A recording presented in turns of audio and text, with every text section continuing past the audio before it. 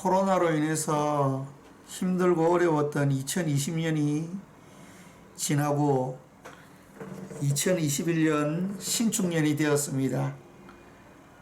2021년 신축년에는 하나님께서 여러분들의 삶과 가정과 생업과 사업체를 축복해 주시기를 원하고, 여러분들이 소망하고 원하는 그 모든 일들이 하나님의 은혜 가운데 잘 이루어지시기를 간절히 소원합니다. 우리 새해에 야곱 이야기를 조금 해보도록 하겠습니다. 지난 시간에 하나님께서 야곱과 함께 하시고 또 야곱을 지켜 보호하여 주심으로써 큰 문제였던 형님 에서의 문제가 해결되고, 야곱은 아버지 집으로 평안히 돌아와서 숫곳에 이르러서는 자기를 위해서 집을 짓고 짐승을 위해서 우리간을 짓고, 그리고 거기서 하나님 앞에 제단을 쌓고 그 제단 이름을 엘 엘로에 이스라엘이라 하면서 하나님께 영광을 돌리는 모습을 볼 수 있습니다. 그런데 여기서 이야기가 끝나지 않습니다. 여기서 딱 끝나면은 정말 해피엔딩인데요. 야곱이 하나님 앞에서 은혜를 입음으로써 그의 삶이 평탄한 삶으로 마감이 되었더라. 이렇게 하면 얼마나 좋았겠습니까? 그런데 창세기 34장에 보면은 큰 문제가 하나 생기게 됩니다. 그 문제가 뭐냐면은 히위 족속 중에 하몰의 아들 추장 세겜이라는 사람이 있었는데요. 그 사람이 야곱의 딸 디나를 보고 너무너무 마음이 끌리게 됩니다. 그래서 그가 디나를 강간하는 지경에까지 이르게 됩니다. 그런데 이 세겜이 그렇게 나쁜 사람은 아니었던 것 같습니다. 그래서 자기의 실수를 인정하고 또 디나를 정말로 좋아했던 것 같습니다. 그래서 아버지 하몰에게 부탁을 해서 디나랑 결혼을 좀 했으면 좋겠다, 도와주십시오. 그렇게 아버지 하몰에게 부탁해서 아버지 하몰이 이 청혼을 하게 됩니다. 그런데 야곱의 아들들이 이 청혼이 들어오니까 우리는 할례받지 아니하는 민족하고는 사돈을 맺을 수 없습니다. 저희 동생을 줄 수 없으니까 할례를 다 받으십시오. 그렇게 제안을 하게 됩니다. 그래서 이 히위족 속 사람들이 다 할례를 받았습니다. 할례를 받고 난 3일째 되는 날 얼마나 고통스러웠겠습니까? 그때 이 시므온과 레위가 칼을 가지고 가가지고 히위 족속의 사람들을 다 죽여버립니다. 그리고 하몰과 그 추장 세겜도 죽여버리고 거기 있는 물품들을 노략해서 그 동생 디나와 함께 돌아오게 됩니다. 이 사건을 이제 알게 된 야곱이 너무너무 답답한 심정에 빠지게 됩니다. 왜냐하면은 지금 야곱의 가족이라고 해도 몇 명 안 되지 않습니까? 그런데 지금 이 가나안 족속과 브리스 족속 그리고 주변에 있는 이 가나안 땅에 민족들이 연합군을 만들어서 야곱 가족을 쳐들어오면 이게 지금 해결할 방법이 없는 것입니다. 그래서 야곱이 답답한 마음에 시므온과 레위를 꾸짖는 그러한 본문이 창세기 34장의 본문입니다. 그러면은 모든 것에는 이유가 있기 때문에 왜 창세기 34장에 이런 문제가 생겨나게 되었는가 라는 부분을 저희들이 조금 생각해 보겠습니다. 다시 창세기 33장 17절과 20절로 가서 보면은 자세히 보면은 여기에 문제점이 있습니다. 야곱이 숫곳에 이르러 자기를 위하여 집을 짓고 라고 되어 있거든요. 그럼 자기를 위해서 좋은 집을 사면 안 됩니까? 자기를 위해서 좋은 차를 사면 안 됩니까? 자기를 위해서 핸드폰을 신제품으로 바꾸면 안 됩니까? 그게 문제가 아닌 거죠. 여기서 자기를 위해서 집을 지었다는 이 말의 의미는 그런 의미가 아닙니다. 그리고 제단을 쌓았는데요. 그 제단의 이름을 엘로의 이스라엘이라고 그렇게 명명했습니다. 이 의미가 무엇이냐면요. 이스라엘의 전능하신 하나님이라는 의미입니다. 말은 다 맞는 말입니다. 그러나 여기에서 야곱은 엘로의 이스라엘이라고 하면 안 됩니다. 엘호의 야곱이라고 해야 됩니다. 왜냐하면 야곱은 아직 이스라엘이 되지 못했습니다. 우리 지난 시간에 말씀을 묵상했지 않습니까? 하나님께서 야곱에게 너는 앞으로 이스라엘이 될 것이다. 미래형으로 이야기했습니다. 언젠가는 이스라엘이 될 것인데 그 이스라엘이 되는 날, 그날은 온전히 하나님께 모든 것을 내어 맡기고 하나님의 말씀을 따라 온전히 순종할 때 그때 너는 이스라엘이 될 것이다. 그렇게 약속했거든요. 그런데 야곱은 그렇지 못했습니다. 창세기 33장 17절 말씀을 보면은 자기를 위해서 집을 지었다는 이 말은 사명을 잊어버렸다는 것입니다.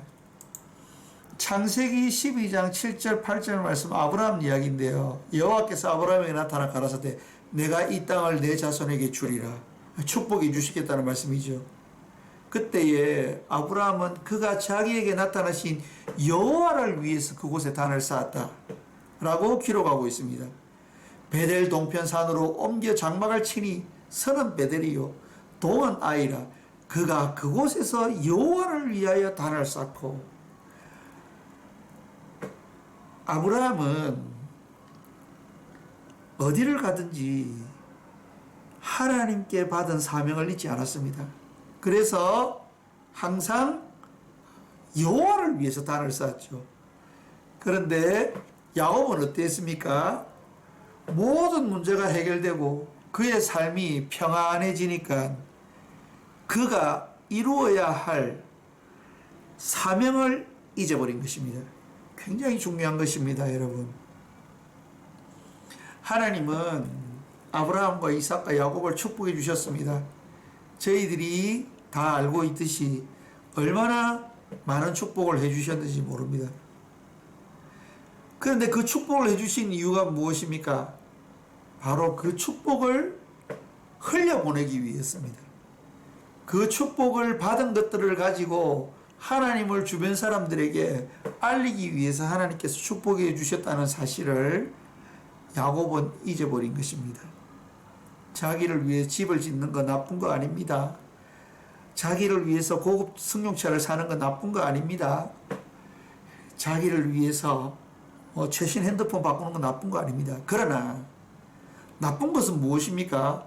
자기만을 위하는 것입니다.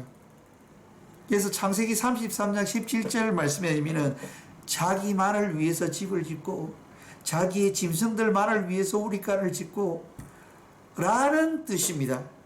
그래서 그가 제단을 쌓고 하나님께 예배할 때 하나님은 이스라엘의 하나님이십니다.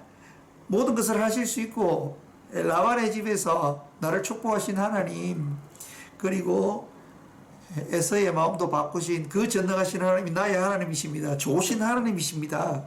라고 고백하는데요. 여기에 지금 야곱이 착각하고 있는 것이 있습니다. 하나님은 아직 야곱을 이스라엘이라고 불러주시지 않았습니다. 창세기 35장에 가면 하나님께서 불러주시는데요. 우리 다음 시간에 이 부분은 조금 생각해 보도록 하겠습니다. 저희들이 성경을 보면은 아브라함의 하나님, 이삭의 하나님, 야곱의 하나님이라는 말씀들이 자주 나옵니다. 하나님을 지칭할 때 하나님은 아브라함의 하나님, 이삭의 하나님, 야곱의 하나님이시다. 이렇게 언급하는 성경 구절이 많고, 예수님께서도 중요한 말씀하실 때에 아브라함과 이삭과 야곱의 하나님께서 이렇게 말씀하시는 것들을 우리가 복음서에서 볼 수 있는데요. 왜 아브라함과 이삭과 야곱의 하나님이신가? 라는 것을 우리가 성경을 통해서 쭉 살펴보았습니다. 여러분, 창세기, 출애굽기, 레위기, 민수기, 신명기는 모세가 기록한 모세의 율법책이라고 일컫는데요. 이 창세기가 서론 부분입니다. 굉장히 중요합니다. 본론 부분도 중요합니다. 출애굽기, 레위기, 민수기도 중요하고요. 신명기 엄청 중요하죠. 결론에 해당되는 부분이기 때문에요. 그런데 이 서론격인 창세기에서 아브라함과 이삭과 야곱의 하나님이 보여주시고자 하는 것은 하나님께서 아브라함과 이삭과 야곱과 맺은 언약에서 저희들이 알 수 있습니다. 창세기 12장 3절의 내용은 하나님께서 아브라함과 맺은 언약의 내용이 나오는 부분이고요. 26장 4절은 이삭과 언약하신 내용입니다. 28장 14절은 야곱과 언약하신 내용이죠. 거기에 공통점이 있습니다. 내가 너를 축복해 주겠다. 너의 지경을 넓혀 주겠다. 그리고 모든 민족이 너와 내 자손으로 말미암아 복을 얻게 될 것이다. 우리가 잘 알듯이 하나님께서 바울을 부르셨을 때에 하나님께서 바울에게 알려주신 것 두 가지가 있습니다. 첫 번째, 나는 네가 핍박하는 예수다. 나는 독생자로서 이 땅에 모든 사람의 구원을 위해서 십자가에 돌아간 그러한 성육신한 하나님이다. 내가 바로 네가 핍박하는 예수다. 그거를 하나 가르쳐 주었습니다. 그리고 바울에게 너는 이방의 사도가 될 것이다. 라는 사명을 주었습니다. 모든 그리스도인에게는 사명이 주어져 있습니다.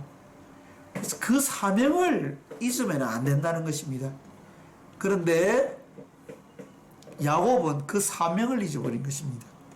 하나님께서 야곱을 불러서 하시고자 하는 그 일이 있었는데 야곱은 자기 문제가 해결되니까 하나님께서 주신 사명까지도 잊어버린 겁니다.